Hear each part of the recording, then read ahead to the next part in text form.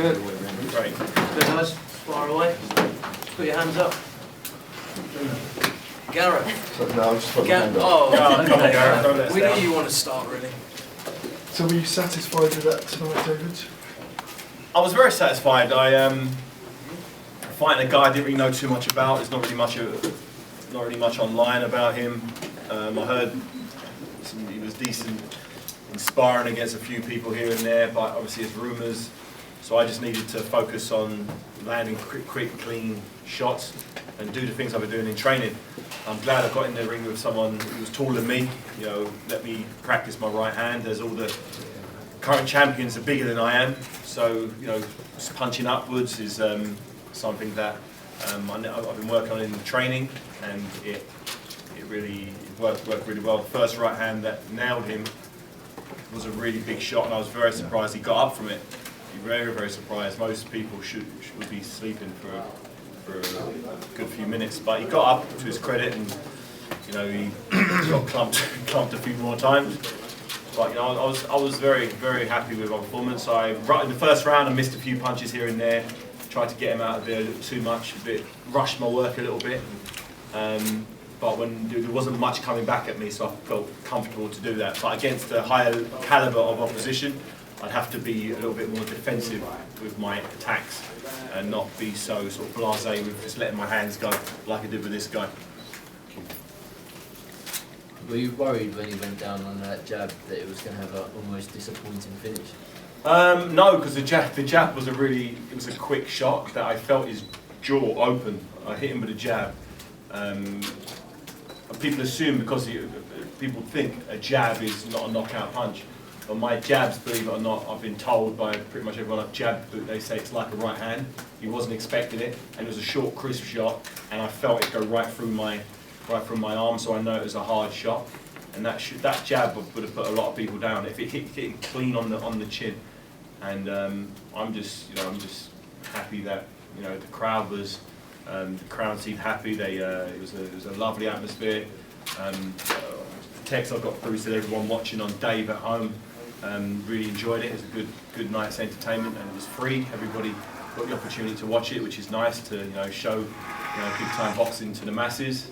And I'm just really happy to be doing my part with with this exciting British heavyweight scene at the moment. It's as good as I think it's ever been, and I'm just really happy to be part of it now. David, Jose Mourinho was in the crowd. Did you speak to him before? I didn't get a chance to see him. I'm trying to catch things at the after party, so I'm going to probably catch up with him there. But he's a big boxing fan. I saw him at the Joshua fight a couple of months back, and yeah, he's a big fight fan. And I think he came out of his family today, so it's nice to see big names, important people there at ringside enjoying boxing. As it was a lovely crowd as well. I had a look around, good-looking crowd. To say the least, I was like with the Oscars or something, looking around. So okay, but yeah, it's nice to see a different look, a different crowd. Hopefully, that was conveyed on television as well as ringside. The music. Everyone was telling me they loved the music. They it was a different atmosphere than what you get with your typical boxing match, and that's really what I wanted to bring with sort of the HAYE campaign. You had 2 wins now on after 3.5 years out. Yeah. Is Briggs really a big enough challenge for you next time out? Or I hope so. Stepping up on. I hope Shannon Briggs is a big enough task. He makes big enough noise. He's ranked higher than I am. He's he's on a winning streak. I'm not sure how he looked tonight. He looked quite explosive. I'm not sure what the calibre of the guy was who Dimitrenko pulled out, so he got someone in last minute. He does what he normally does, throws big shots, but I don't believe I'll get hit by his punches. But it'd be a big fight. It'd be a huge fight, and walking down the street, more people actually saying to me, fight Shannon Briggs, because he's in the press, he's in the papers, he's going to fight, screaming and shouting.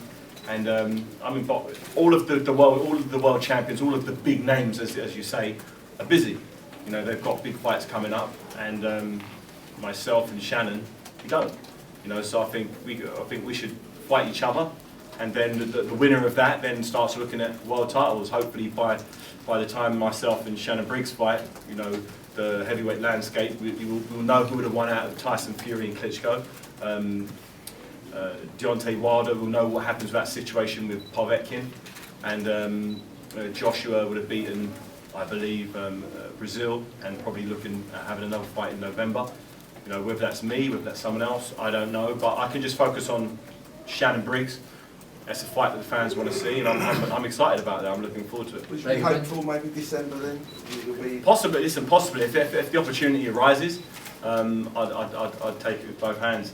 You know, I'm in boxing for the big fights, and at the moment, other than the champions, other than fighting for the heavyweight championship of the world, I can't think of a bigger fight than myself and Shannon Briggs.